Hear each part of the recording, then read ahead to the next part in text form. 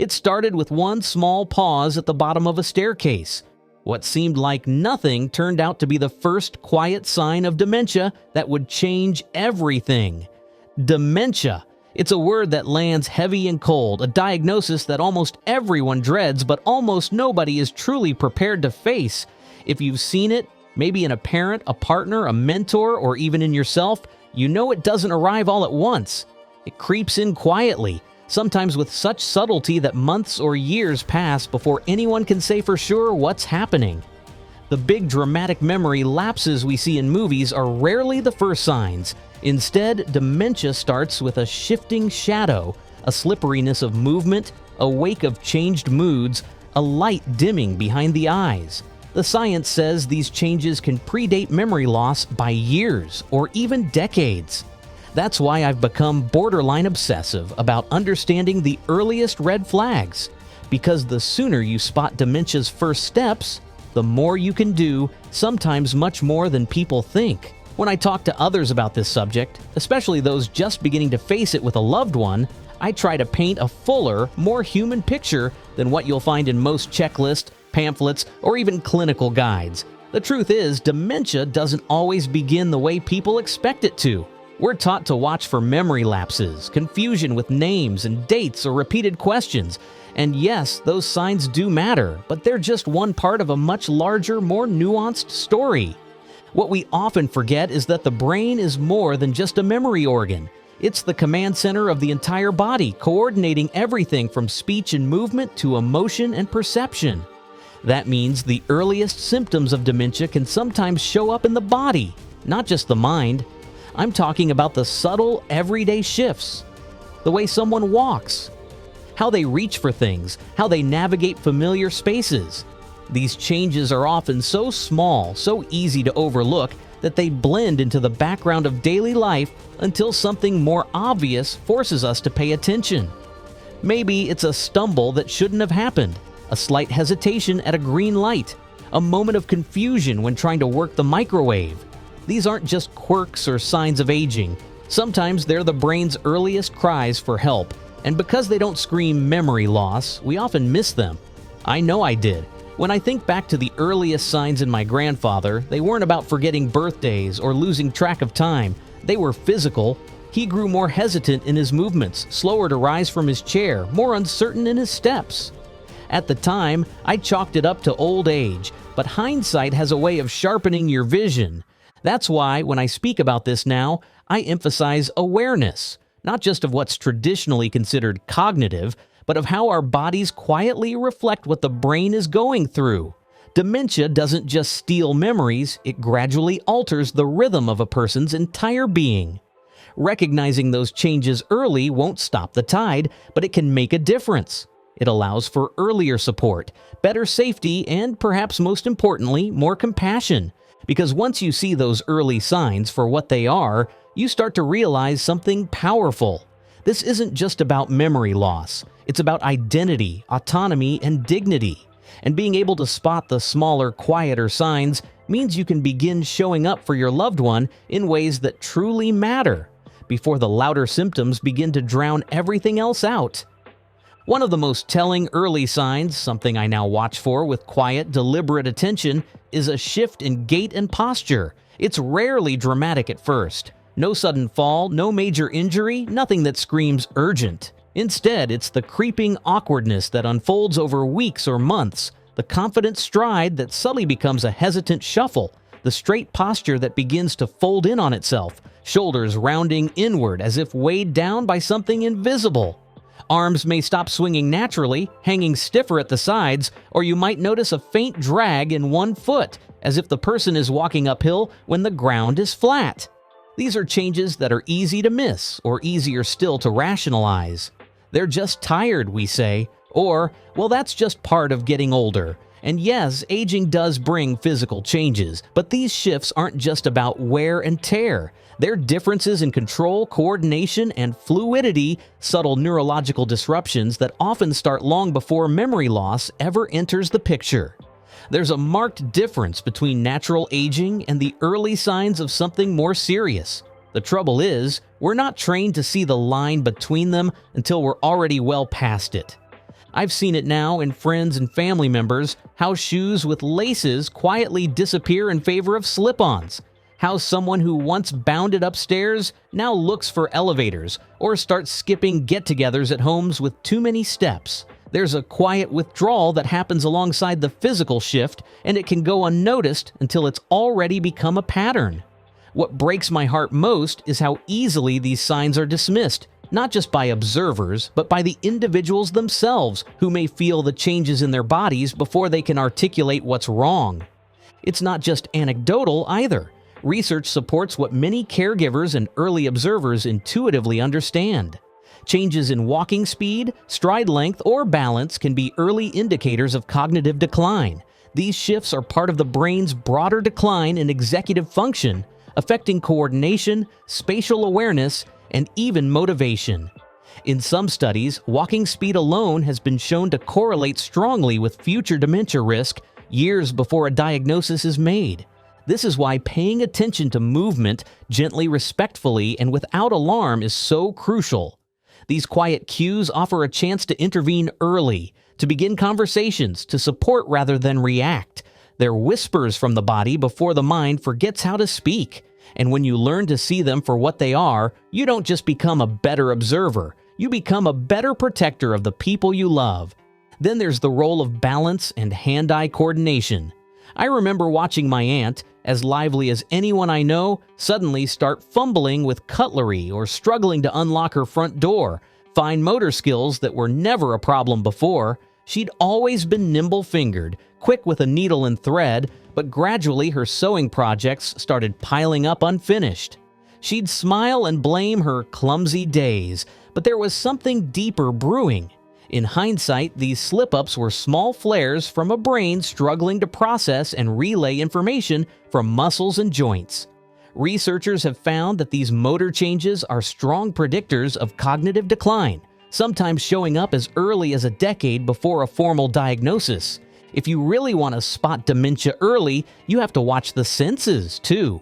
For most of us, sensory changes seem like an expected part of age. You might not taste every spice as vividly. Your hearing muffles the television, but not all sensory dimming is created equal. In many dementia cases, Alzheimer's especially, smell and taste can dull surprisingly early, years before noticeable memory slips emerge. I remember visiting a relative who suddenly started oversalting every dish she cooked. At family meals, she'd guess at ingredients instead of savoring their flavors, and she'd sometimes forget to add crucial spices altogether. Looking back, I wonder how much of that was her taste fading, chemosensory nerves quieting down. Loss of smell, scientists are learning, is both an early warning sign and a risk factor for faster decline. The olfactory bulb, buried deep within the brain, is often among the first to be damaged. Hearing loss, too, is more than an inconvenience. It can be one of the quietest, yet most painful early signs of cognitive decline.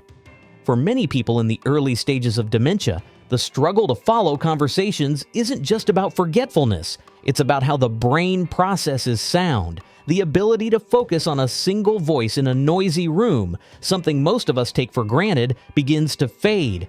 A friend's words across a dinner table blur into background clatter, like trying to tune into a radio station that never quite comes in clearly. Even before an official diagnosis, this sensory overwhelm can chip away at a person's confidence. They might start withdrawing, avoiding restaurants, skipping gatherings, staying quiet during conversations, not because they don't care, but because the effort to follow along becomes exhausting, even disheartening. I sometimes find myself imagining what it must feel like, sitting at a holiday table, surrounded by the voices of people you love, laughter rising and falling all around you, and yet feeling adrift in a sea of sounds you can't quite reach. Over time, you might stop trying to keep up, not out of bitterness, but self-preservation. And that, to me, is one of the most heartbreaking things dementia does. It doesn't just rob memories, it slowly, quietly cuts the lines that keep us connected to each other. Vision changes, especially around depth perception and contrast, are another early red flag that often gets overlooked. It's easy to chalk up a stubbed toe or a misstep on the stairs to clumsiness or aging eyesight, but sometimes it's something deeper. I've learned to pay attention when someone starts bumping into door frames more often, hesitating at curbs, or missing the last step even in a familiar home. Those moments might seem harmless, but they can point to a growing disconnect between what the eyes see and what the brain understands. I remember one woman who casually mentioned painting the edges of her staircase in bold colors, bright blue and yellow if I recall. At first, she laughed it off, saying it was just a quirky design choice, but later she admitted it wasn't about style, it was about survival. The wood floor and steps had begun to blur together, and she found herself struggling to tell where one ended and the other began. What struck me wasn't just the practicality of her solution, but the quiet fear beneath it, the realization that her sense of spatial awareness was slipping, and she wasn't sure why. It's not just anecdotal either. There's an entire form of dementia, posterior cortical atrophy, where visual processing goes first. People with PCA often experience difficulties with reading, judging distance, or navigating space long before memory issues show up. Imagine trying to pour coffee into a mug but misjudging the angle, or being unable to follow lines on a page even though your eyesight is technically fine. That's the kind of disorientation we're talking about, and it often flies under the radar. So if you notice someone beginning to adapt their home in small, seemingly aesthetic ways, or if they start avoiding driving at night or asking for more lighting than usual, it's worth paying attention. These changes aren't always just practical. Sometimes they're quiet strategies for coping with a brain that's beginning to see the world differently. But what truly unsettles people is the emotional and motivational fallout. Dementia can begin not just with forgetfulness, but with subtle changes in initiative. A previously social, active person may start retreating from favorite hobbies, passing on family outings, or resisting even simple invitations to chat. This isn't classic depression, though it can look a lot like it. There's typically less sadness and more of a creeping, insidious indifference. People affected often can't articulate why they feel flat, but the loss of drive is real. The research calls this apathy, and it can sometimes be the only hint of coming dementia for years. I've found this the most devastating for families who might misread the symptoms as laziness or lack of concern. The truth is far more complicated and far more tragic. Alongside apathy, mood changes are one of the more subtle but telling early indicators that something deeper might be unfolding. They're easy to misread, brushed off as stress, a rough patch, or just part of aging. But in hindsight, they often mark the beginning of a shift in the brain's emotional circuitry. I remember a cousin once joking about her dad going through a crabby phase. He'd always been laid back, the kind of guy who laughed at life's annoyances, but seemingly overnight, he became irritable, short-tempered, and easily offended by things he used to shrug off. At first, no one thought much of it, just a grumpy spell, maybe a bit of burnout. But it didn't pass, it deepened. It's in these small shifts that dementia sometimes whispers first. The frontal lobes responsible for self-control, emotional regulation, and judgment are often affected in the early stages of neurodegeneration. When they begin to falter, the changes might not look like confusion or memory loss. Instead, they show up as an uncharacteristic outburst, a biting comment, or a growing impatience with everyday frustrations. Sometimes anxiety sneaks in too, clinging to decisions or routines in ways that feel irrational but very real to the person experiencing them. I've seen formerly easygoing individuals develop sudden panic over travel, become overwhelmed in busy places, or resist even the smallest disruptions to their day. The same quirky habits that once made them charming can harden into inflexible rituals. Stubbornness intensifies, not out of defiance, but because adapting to change starts to feel overwhelming, even threatening. These emotional shifts are often hardest for loved ones to interpret, especially when they're inconsistent or seem minor. But they're worth noticing. When someone begins acting just a little off, not quite themselves, more easily rattled, withdrawn, or unkind in ways that don't align with their history, it's not always just a bad mood. Sometimes it's the mind quietly struggling to hold itself together, and recognizing that doesn't just lead to earlier support. It opens the door for deeper compassion, and maybe even a gentler way of showing up for someone as they begin to change. Another quiet but powerful signal that something's shifting is trouble with planning and organization. These challenges don't always announce themselves with fanfare. There's no dramatic forgetting of a loved one's name or getting lost on the way home. Instead, it's in the slow unraveling of routines, the behind-the-scenes brain work that normally keeps life humming along. Executive functions, the mental tools we rely on to manage bills, appointments, errands, medications begin to falter, sometimes long before anyone realizes. It might start with unopened mail that mysteriously piles up on the kitchen table, a birthday card bought but never sent, a calendar on the wall stuck last month. Someone who used to plan dinner parties now struggles to organize a simple lunch outing or forgets to pick up the one key item they went to the store for.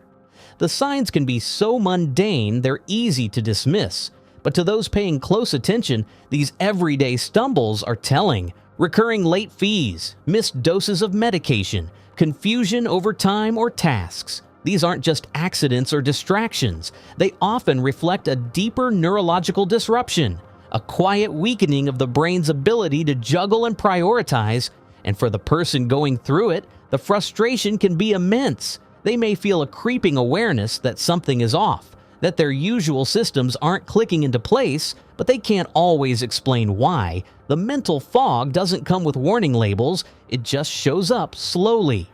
What makes this stage especially difficult is how often it's mistaken for stress, fatigue, or normal aging. After all, who hasn't forgotten an appointment or misplaced a bill? But when the patterns become persistent, when someone who was once the family's unofficial manager starts losing track of the basics, it's time to pay attention. Because when a mind starts struggling to coordinate the rhythm of everyday life, it's not just forgetfulness, it's the early sound of a system misfiring, a signal that even before memory fades, the architecture of thought itself may be shifting. What brings all these early signs into sharper focus, for me, is the quiet, persistent realization of just how easy it is to overlook them, especially when you don't want to see them. I've done it. I've rationalized a repeated story with, "we all get forgetful," or explained away a change in movement with, "everyone slows down eventually."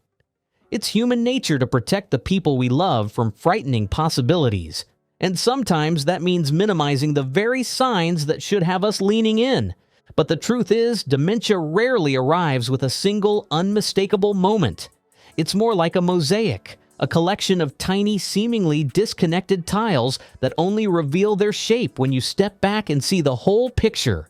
A little forgetfulness here, a subtle stumble there, a shift in mood, a missed appointment, a moment of confusion over something once routine. None of these alone are proof of anything, but together they can speak volumes. That's why I always say, if you're seeing several of these signs, not just one or two, but a consistent pattern, don't wait. Don't hope it's nothing and let the moment pass. Get a proper medical assessment. It's not about labeling someone or jumping to the worst-case scenario. It's about understanding what's happening early enough to do something about it.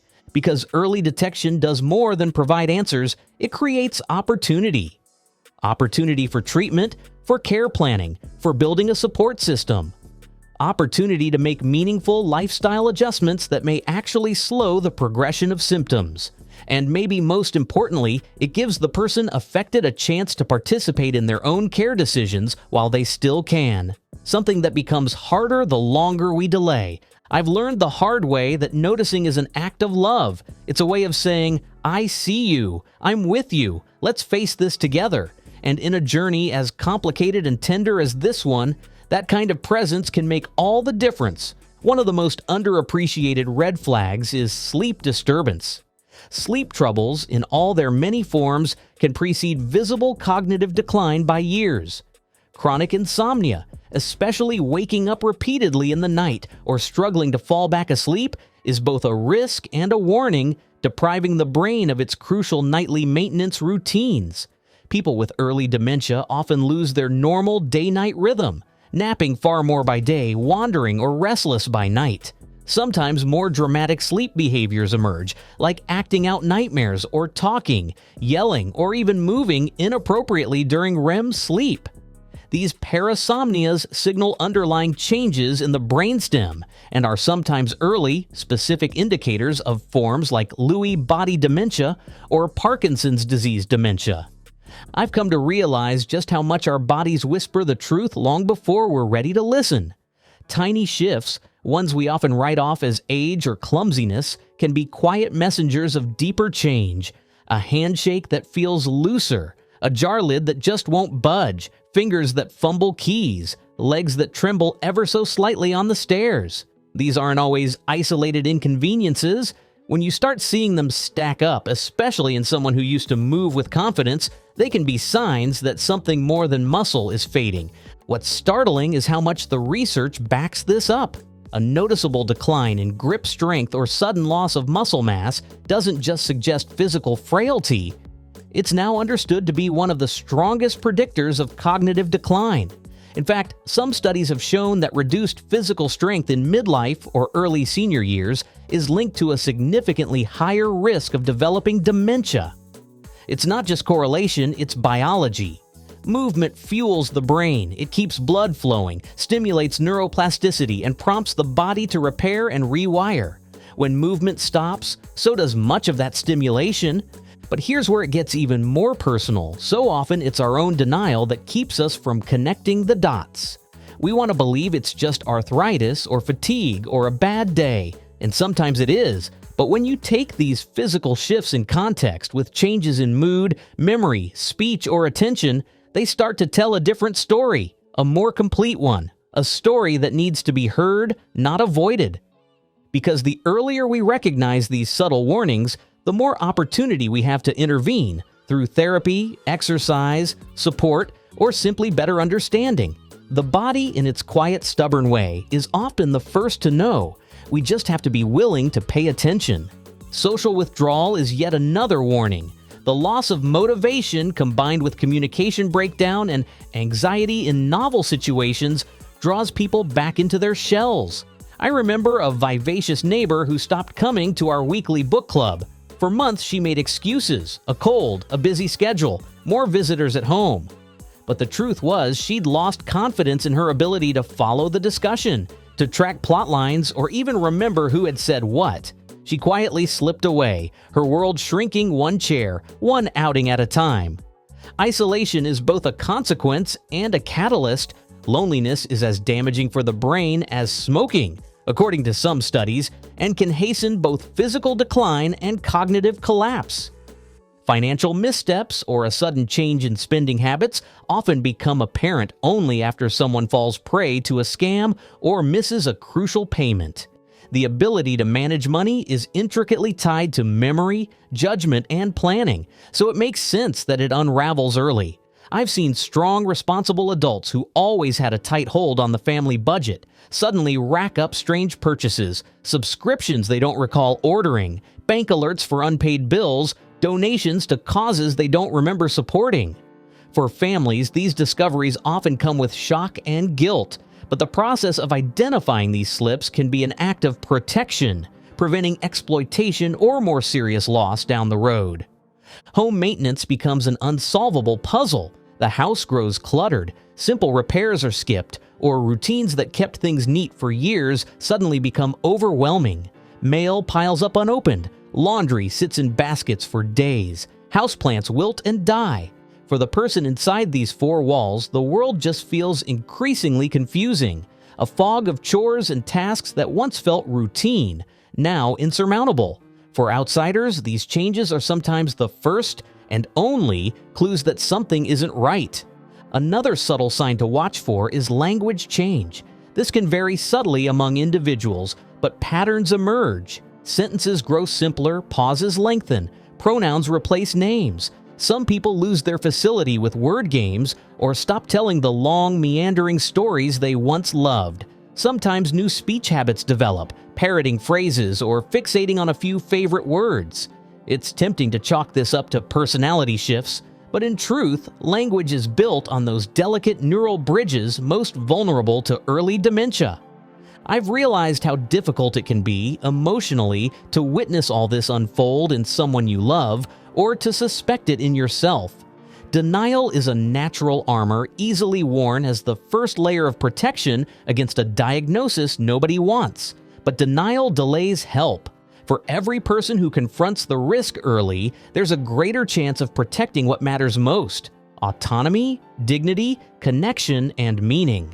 So what can you do if you see these warning signs or even just a few pieces of this puzzle coming together? The answer is neither panic nor passive waiting.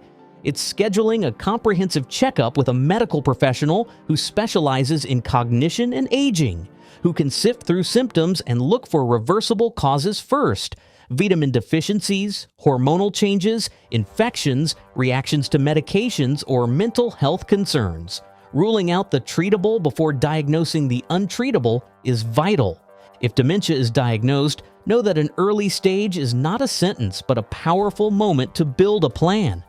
There are medications that can help temporarily, and more importantly, it's a time when meaningful lifestyle changes can make a real difference. Staying engaged mentally, physically, and socially can help the brain build new pathways to compensate for those being lost. Exercise, even gentle walking, stimulates neurogenesis, the creation of new neurons, and enhances brain plasticity. Dancing, swimming, gardening, and strength training all foster better outcomes. Nutrition matters too, and not just in theory. Diets rich in leafy greens, berries, nuts, healthy fats like olive oil, and omega-3s from fish are all associated with lower risk of cognitive decline. Hydration is crucial. Reducing processed foods and refined sugars can aid in managing inflammation, which is increasingly recognized as a driver of neurodegeneration. In my own life, what's been most important is the simple act of paying attention, really paying attention to the early signals. These warning signs are not guarantees, but they are invitations to listen, to observe, and to act with love and urgency for the best possible outcome. There's nothing easy about confronting dementia early, but there is hope and power in knowledge, action, and the shared human experience of caring for one another, whatever the future brings. As I look back on everything I've learned, experienced, and come to understand about the early signs of dementia, I'm more certain than ever that awareness, true, intentional awareness, is our most powerful tool. It's not just about spotting symptoms or memorizing lists of behaviors.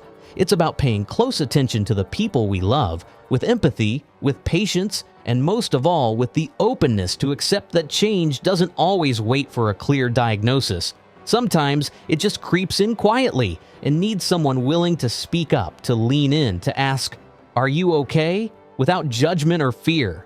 I've seen firsthand the strength that rises when families confront dementia early. I've seen the deep resilience of individuals willing to face the unknown before it takes full shape.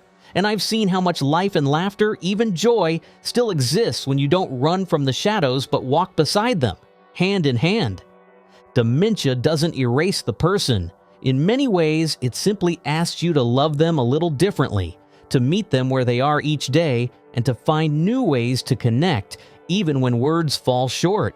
The earlier we recognize the journey beginning, the more time we have to prepare, not to mourn what's lost, but to protect what can still be shared.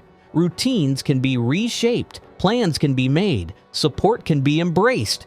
That kind of action isn't fearful, it's compassionate, courageous, and yes, hopeful. I always come back to this. Early detection doesn't just change the outcome, it changes the experience. It allows space for grace. It lets you say the things that matter. It lets people live their lives, even with dementia, with more freedom, more dignity, more autonomy. And in the moments where things get hard, and they will get hard, it helps to know that you've done all you could as early as you could with open eyes and an even more open heart. So if you've noticed someone walking a little differently, retreating into themselves a little more, forgetting little things more often, sleeping differently, or struggling with speech or balance, don't dismiss it. Don't panic. Just pause, observe, be kind, start a conversation, talk to a doctor, take that first tiny step. Because every journey, no matter how difficult, deserves to begin with someone who cares enough to see it for what it is. And maybe that someone is you. Thank you for taking this time with me. If this resonated with you, or if you're walking this path with someone you care about, know that you're not alone. There are communities, tools, and voices out there ready to support you. And where understanding begins, hope can take root. So what are your thoughts on this? Let us know your thoughts in the comments below, and don't forget to like and subscribe for more such content. Until next time.